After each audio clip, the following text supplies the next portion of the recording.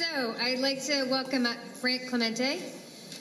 Frank is the Executive Director and co-founder of Americans for Tax Fairness, a diverse campaign of national, state, and local organizations united in support of a tax system that works for all Americans. Prior to founding Americans for Tax Fairness, Mr. Clemente served as Issues Campaign Director at the Change to Win Labor Federation and Director of Public Citizens Congress Watch, a national consumer watchdog organization. Thank you. Thank you. Pleasure to be here today. I'm glad I didn't come between you and your lunch a few minutes ago. I feel lucky about that, I guess. Americans for Tax Fairness, the coalition that represents more than 400 state and national organizations with a total of tens of millions of members. I want to address 3 points with you today about tax fairness, and next week I'll give you some more detailed written testimony. First, making our tax system fairer is critical to reversing income inequality. Wealthy people don't pay their fair share of taxes, and neither do many big corporations. A lot of the income of the wealthy is shielded from taxation through loopholes or is more lightly taxed than the income of working people. That's why the 400 richest Americans paid a 23% tax rate in 2013. They had an income averaging $83 million each. A major reason for this inequity is that income derived from wealth, from capital gains and dividends is taxed at about half the rate as income from work. Because wealth is so concentrated, 80% of the benefits from this preferential tax treatment goes to the top 1%. The rich also benefit from the massive tax loopholes by some of our biggest corporations use. That's because ownership of those corporations through shareholding is so concentrated among the wealthy. My second point is this. Creating an economy that works for everyone requires a bold and progressive tax reform agenda that raises a lot more revenue. It's not enough to dream big. America needs to do big, like we did decades ago. That means raising several $1 trillion in new revenue over the next 10 years. It's needed to fix our roads, bridges, mass transit, and water systems. There should be no more Flint, Michigans. Quality preschool should be available to all 4-year-olds regardless of income. All working parents should have access to affordable child care. All of us want to make college more affordable. Some of us want to make tuition free at public universities. And major new investments are needed to create clean energy and find the next generation of medical cures. Instead of aggressively pursuing these initiatives in recent years, we've let our public services wither away under austerity budgets demanded by conservatives. Domestic discretionary spending, that's the portion of the budget that funds all the things I just talked about, was 5.1% of the economy back in 1980. By 2021, it is projected to be about half that, just 2.8% of our economy. Clearly, we must raise a lot more revenue. We need to start by taxing wealth like work. We need to create a surcharge above the top marginal tax rate for millionaires and billionaires. And most importantly, we need to make sure corporations pay their fair share of taxes. Real corporate tax reform means rejecting revenue-neutral reform. Instead, we need to a lot more revenue from corporations. They need to pay the $700 billion they owe on the $2.4 trillion that they have in profits stashed offshore. Most of that's in tax havens. And we also have to have a tax system that stops encouraging corporations to ship jobs and profits offshore. That means ending their ability to indefinitely delay paying U.S. taxes on overseas profits and making sure that offshore earnings are taxed at the same rate as domestic profits. I'll stop there. Are there questions from committee members? Warren? Thanks, Frank. I just want to ask a quick question on deferral, on the ability of corporations to shift their profits and sometimes their jobs offshore to avoid paying federal income taxes. We all know about the famous Uglin House in the Cayman Islands, 5-story office building with some 18,000 corporations. In your opinion, how big of an issue is deferral? Should it be ended? Should we have that in the policy platform that we're working on? Deferral is the central issue in the tax reform debate right now, in my estimation, at least from a progressive side of things.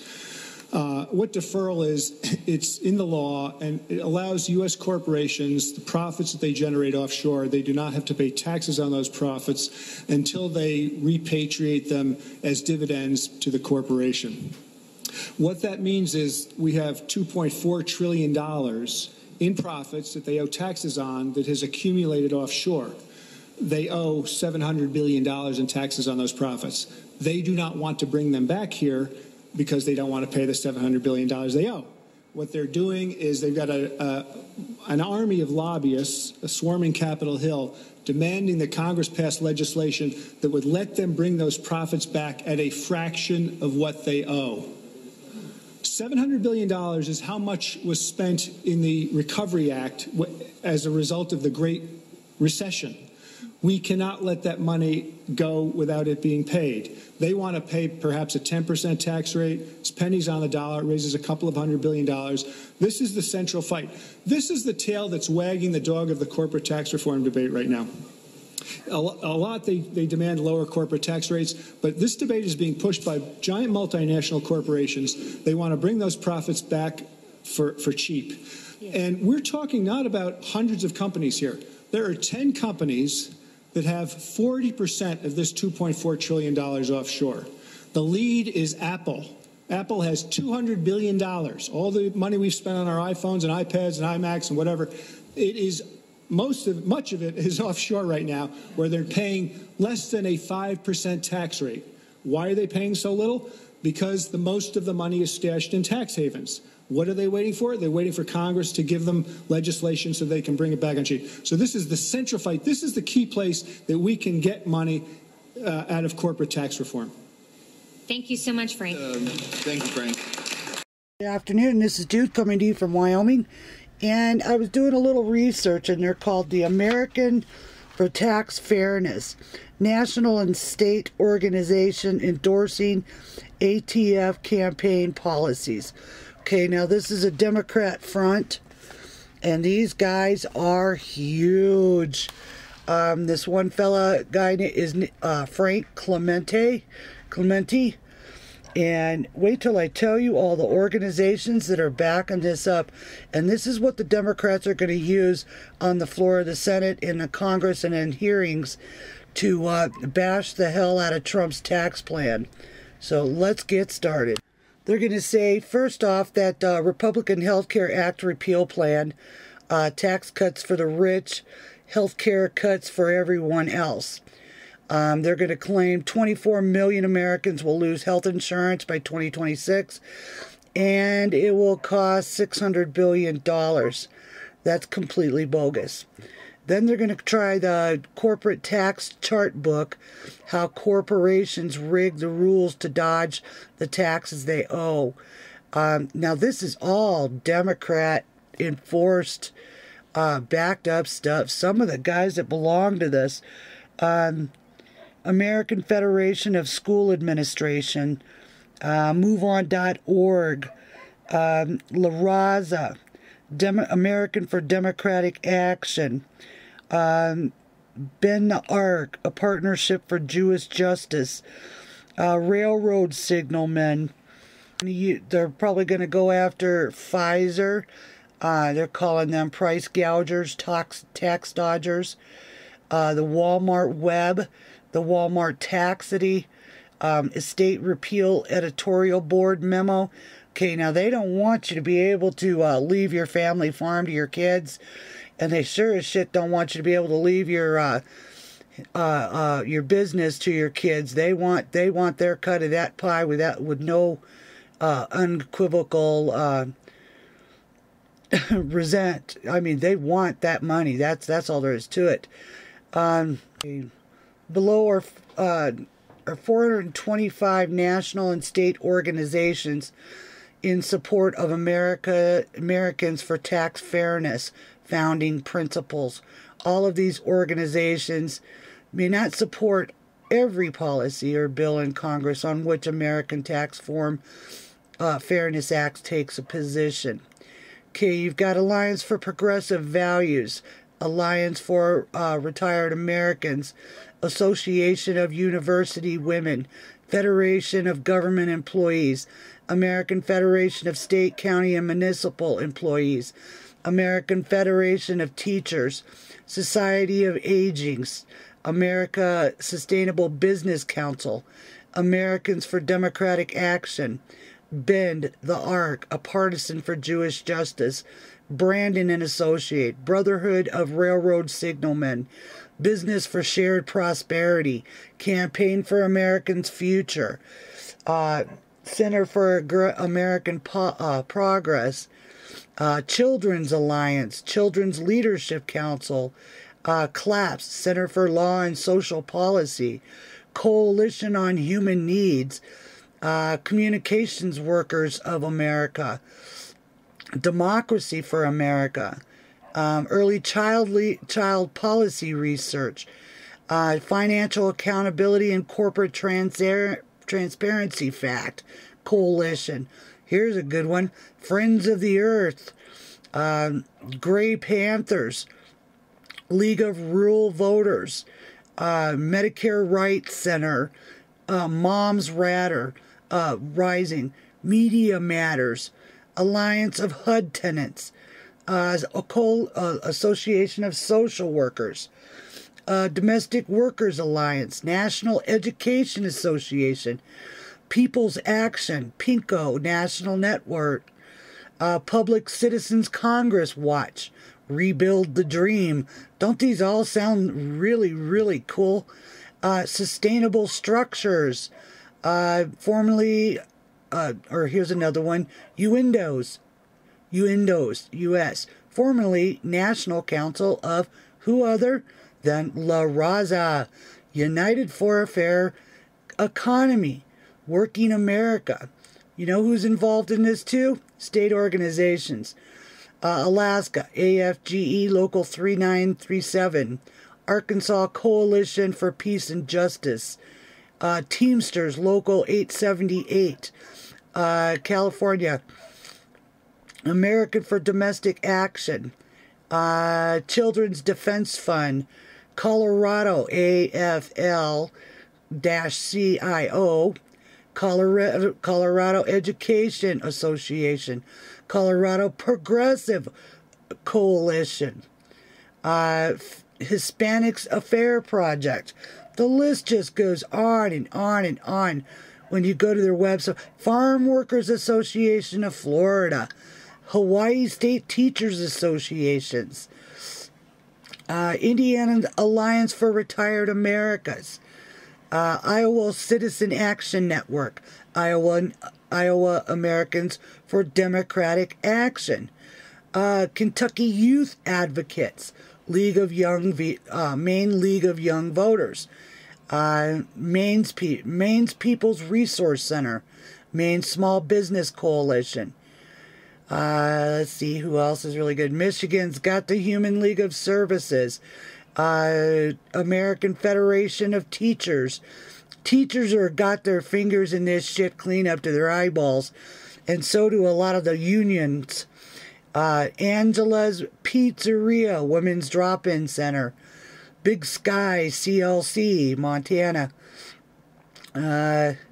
Nevada, Sierra Interfaith Action for Peace, Nevada, Stonewall Democratic Club of Southern Nevada, New York, here's a bunch, colorofchange.org, Citizens Actions of New York, North Carolina Justice Center, North Carolina Public Interest Research Group, Women's Advance, North Carolina, Ohio, Central Ohio Democratic Women's Caucus, Policy Matters Ohio, Cascade AIDS Project, Oregon, Tax Fairness, Oregon, Oregon Education Association, Pennsylvania, Rhode Island.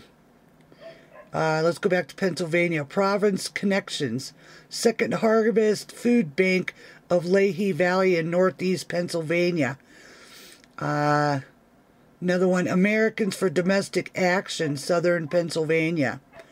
Washington Associate Steelworkers, Progressive Democrats of Washington, SEU Washington State Council,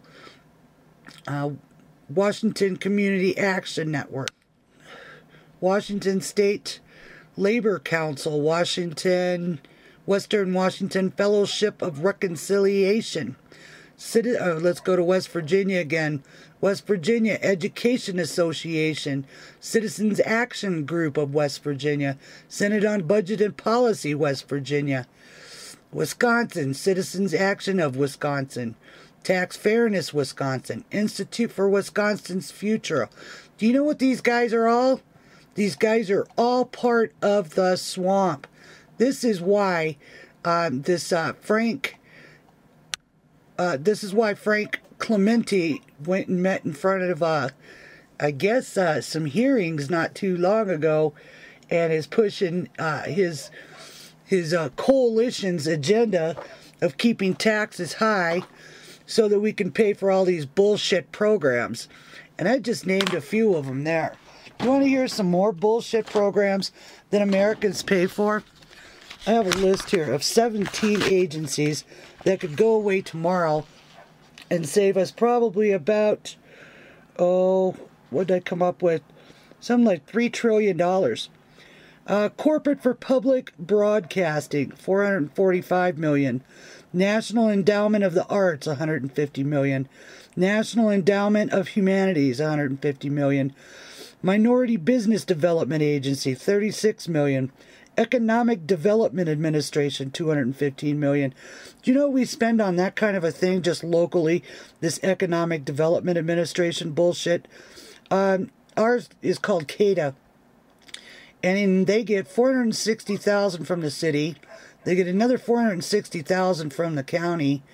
And when I asked the gal that runs this CADA, where does our money go? She tells me she's a private entity and that they don't have to tell me what their salaries are or what their spendings are because they're hiding under that C34. Well, all of these ones that I just listed off hide under the same C34 or 5, I can't remember, and they don't pay any fucking taxes at all. So keep that in mind when this Frank Clemente and Chuck Schumer and these pricks from the Democrats get on the floor and start talking about all these organizations. Back to the list. International Trade Administration, $521 million. Manufacturing Extension Partnership, $142 million. Office of Community Oriented Policy, $286 million. Legal Services Corporations, $503 million. You know what that is? That is a kind of like a law firm that gives advice to everybody in every other country, but doesn't do shit for ours. Okay? That's $503 million just blown right out the door of the United States to help in other countries. Civil Rights Division of the Justice Department, $156 million. Office of Violence Against Women, $480 million. Isn't that the police officer's job in the sheriff's department to take care of domestic violence against women? That could be eliminated and save us $480 million right there. Environmental and Natural Resource, $123 million. This is where your tree huggers come into play, like the Sierra Club and the Wildlands Project and all them other little cocksuckers that keep the Americans tied up in court. Overseas Private Investment, $87 million. Nobody even knows what that is, let alone what they do. There is no government oversight on any of these 17 agencies. Not a one of them. Okay, here's a good one. UN, Intergovernmental Climate Check. $1.4 trillion for this global climate bullshit. Office of Electricity Delivery, $262 million. I don't even know what they do. I mean, companies own the electric and the grids, and they take care of that stuff. So who are we paying these guys? Office of Renewable, $2.9 billion. This is how much in subsidies go to wind towers and solar panels and like Solyndra that got a whole lot of money from us and then folded up house when they went bankrupt and split. leaving the American taxpayers holding the bag. Office of Fossil Energy, $878 million. Okay, what does that do that the EPA doesn't do? Absolutely nothing. Now, the Americans for Tax Fairness. Here's their principles. It says, Americans' tax fairness was established to help make the economy work for all, with adequate levels of investment in critical areas that create and sustain jobs, and balance, and here's a kick word, equitable approach to decisions on the federal budget challenges we face. This requires raising sufficient revenues with everyone, including corporations, paying their fair share of taxes.